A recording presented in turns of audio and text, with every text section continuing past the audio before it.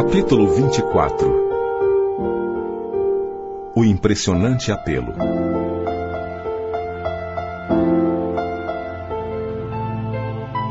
Ligado o receptor, suave melodia derramou-se no ambiente, embalando-nos em harmoniosa sonoridade, vendo-se no espelho da televisão a figura do locutor no gabinete de trabalho. Daí a instantes começou ele a falar. Emissora do posto 2 de Moradia. Continuamos a irradiar o apelo da colônia em benefício da paz na Terra. Concitamos os colaboradores de bom ânimo a congregar energias no serviço de preservação do equilíbrio moral nas esferas do globo. Ajudai-nos quanto puderem ceder algumas horas de cooperação nas zonas de trabalho que ligam as forças obscuras do umbral à mente humana.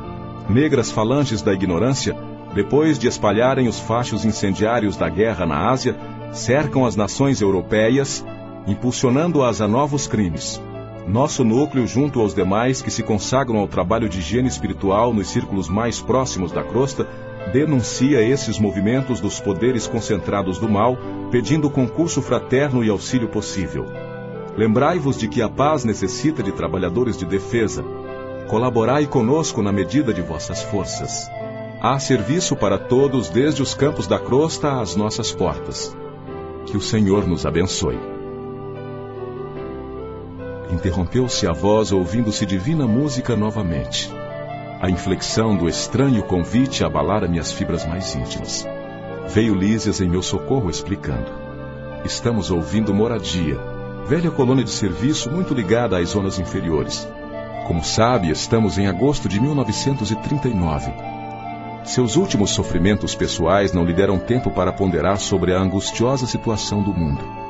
Mas posso afiançar que as nações do planeta se encontram na iminência de tremendas batalhas. Que diz? Indaguei aterrado. Pois não bastou o sangue da última grande guerra? Lísia sorriu, fixando em mim os olhos brilhantes e profundos, como a lastimar em silêncio a gravidade da hora humana.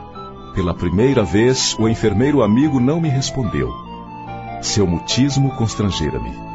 Assombrava-me sobretudo a imensidade dos serviços espirituais nos planos de vida nova a que me recolhera. Pois havia cidades de espíritos generosos suplicando socorro e cooperação. Apresentara-se a voz do locutor com a entonação de verdadeiro SOS. Vira-lhe a fisionomia abatida no espelho da televisão. Demonstrava ansiedade profunda nos olhos inquietos. E a linguagem? Ouvira-lhe nitidamente o idioma português claro e correto. Julgava que todas as colônias espirituais se intercomunicassem pelas vibrações do pensamento. Havia ainda ali tão grande dificuldade no capítulo do intercâmbio? Identificando-me as perplexidades, Lísias esclareceu. Estamos ainda muito longe das regiões ideais da mente pura. Tal como na Terra, os que se afinam perfeitamente entre si podem permutar pensamentos sem as barreiras idiomáticas.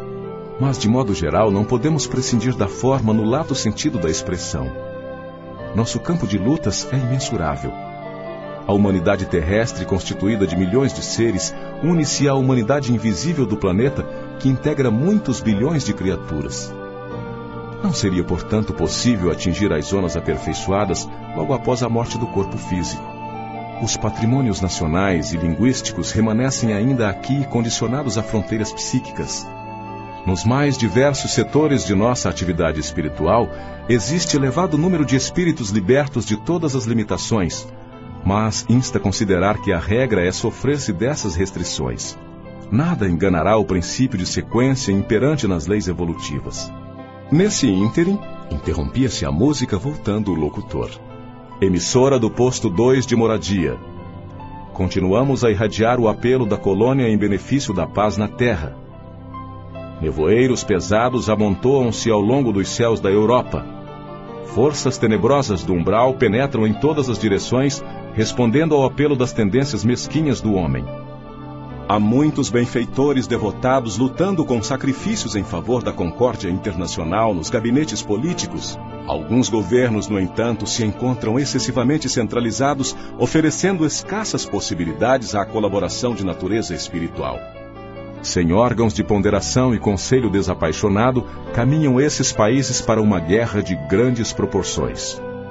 Ó irmãos muito amados dos núcleos superiores, auxiliemos a preservação da tranquilidade humana. defendamos os séculos de experiência de numerosas pátrias mães da civilização ocidental. Que o Senhor nos abençoe. Calou-se o locutor e voltaram as cariciosas melodias. O enfermeiro permaneceu em silêncio que não ousei interromper. Após 5 minutos de harmonia repousante, a mesma voz se fez novamente ouvir. Emissora do posto 2 de Moradia. Continuamos a irradiar o apelo da colônia em benefício da paz na Terra.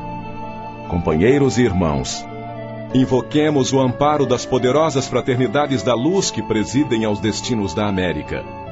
Cooperai conosco na salvação de milenários patrimônios da evolução terrestre. Marchemos em socorro das coletividades indefesas.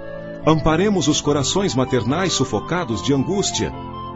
Nossas energias estão empenhadas em vigoroso duelo com as legiões da ignorância. Quanto estiver ao vosso alcance, vinde em nosso auxílio. Somos a parte invisível da humanidade terrestre e muitos de nós volveremos aos fluidos carnais para resgatar prístinos erros. A humanidade encarnada é igualmente nossa família. Unamo-nos numa só vibração. Contra o assédio das trevas, acendamos a luz. Contra a guerra do mal, movimentemos a resistência do bem. Rios de sangue e lágrimas ameaçam os campos das comunidades europeias. Proclamemos a necessidade do trabalho construtivo. Dilatemos nossa fé. Que o Senhor nos abençoe. A essa altura, desligou Lísias o aparelho e viu enxugar discretamente uma lágrima que seus olhos não conseguiam conter. Num gesto expressivo, falou comovido. Grandes abnegados os irmãos de Moradia. Tudo inútil, porém, acentuou triste depois de ligeira pausa. A humanidade terrestre pagará em dias próximos terríveis tributos de sofrimento. Não há, todavia, recurso para conjurar a tremenda catástrofe? Perguntei sensibilizado. Infelizmente, acrescentou Lísias em tom grave e doloroso. A situação geral é muito crítica.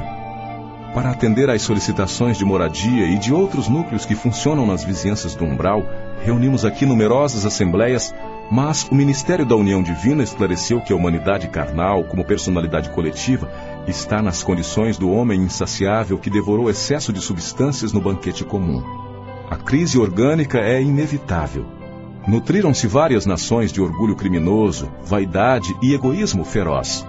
Experimentam agora a necessidade de expelir os venenos letais.